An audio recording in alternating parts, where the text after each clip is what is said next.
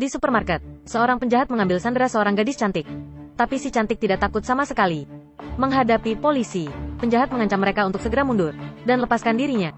Jika tidak, dia akan menggorok lehernya. Setelah itu, dia menekan si cantik itu untuk lututnya di tanah. Polwan sangat tidak berdaya dan hanya bisa menuruti penjahat. Ternyata 10 menit yang lalu, penjahat itu membawa pisau di pusat kota. Dia pertama ke seorang wanita yang sedang menelepon, lalu tabrak dia dengan sengaja. Dia pergi dengan cepat. Wanita yang ditabrak itu tiba-tiba merasa sedikit sakit di punggung bagian bawah. Setelah menyentuhnya, tangan putih langsung diwarnai merah. Setelah melihat gadis itu roboh, penjahat itu kembali dan menusuknya lagi, sampai wanita itu jatuh pingsan di kolam darahnya sendiri. Kerumunan di sekitarnya melarikan diri. Kemudian penjahat itu mulai menargetkan target baru. Dia menyerang sepasang siswi dengan panik. Kedua gadis itu sangat ketakutan sehingga mereka lari. Saat berlari, kakinya tersandung.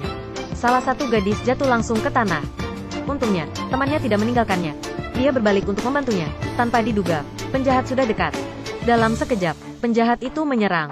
Pada saat ini, seorang wanita dengan kaki yang indah yang memakai gaun merah, dengan nafsu membunuh di matanya. Seorang gadis cantik yang tinggi berdiri di depan dua gadis. Itu benar, dialah si cantik. Penjahat melihat mangsa lain datang. Dia dengan cepat mengangkat belatinya dan menikamnya. Dia tidak berharap kekuatan si cantik sekuat kecantikannya.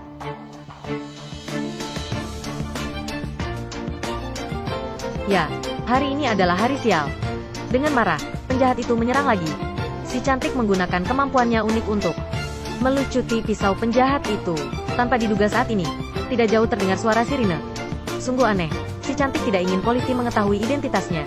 Dia tidak berani melawan, dia berbalik dan lari ke tempat ramai. Tapi penjahat itu mengejarnya.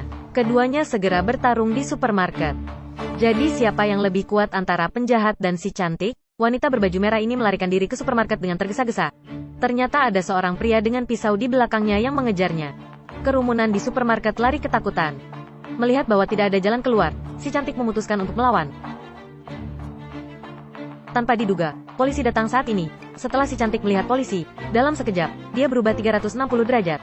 Dia segera berpura-pura menjadi wanita yang lemah. Tapi si cantik tidak takut sama sekali. Menghadapi polisi, penjahat mengancam mereka untuk segera mundur dan lepaskan dirinya. Jika tidak, dia akan menggorok lehernya. Setelah itu, dia menekan si cantik itu untuk berlutut di tanah. Polwan sangat tidak berdaya dan hanya bisa menuruti penjahat. Dia mencoba membujuk penjahat untuk meletakkan senjatanya. Jangan sakiti para sandera. Tetapi penjahat itu tahu bahwa dia telah melakukan beberapa pembunuhan.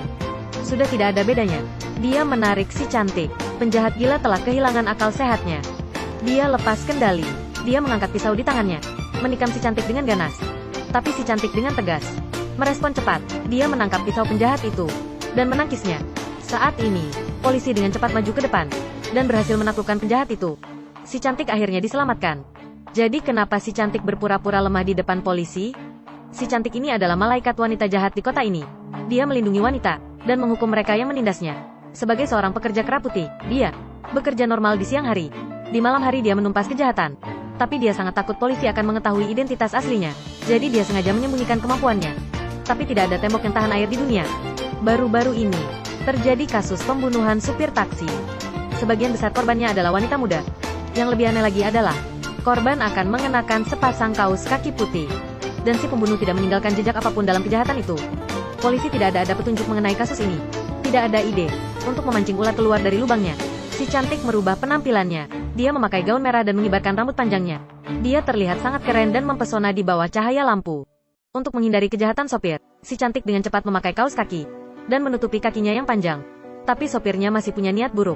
Hara ada di mana-mana. Ketika si cantik melihat ini, dia ingin memarahinya.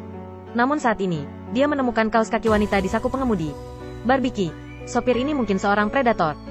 Si cantik memutuskan untuk tidak memprovokasi. Dia ingin sampai di rumah dengan selamat. Ketika mobil melewati bawah jembatan, dia berhenti tiba-tiba. Si cantik tidak nyaman. Kewaspadaan segera muncul.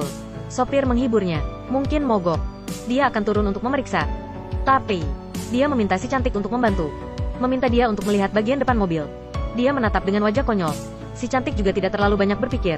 Dia turun dari mobil untuk memeriksa. Tetapi ketika dia menundukkan kepalanya, sopir mengeluarkan selempang dari bagasi dan diam-diam berjalan di belakang si cantik.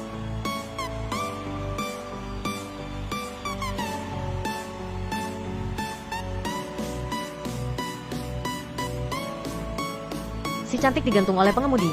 Lehernya juga tercekik dan tidak bisa bernapas. Sopir melihatnya. Dia mengolok-olok keindahan.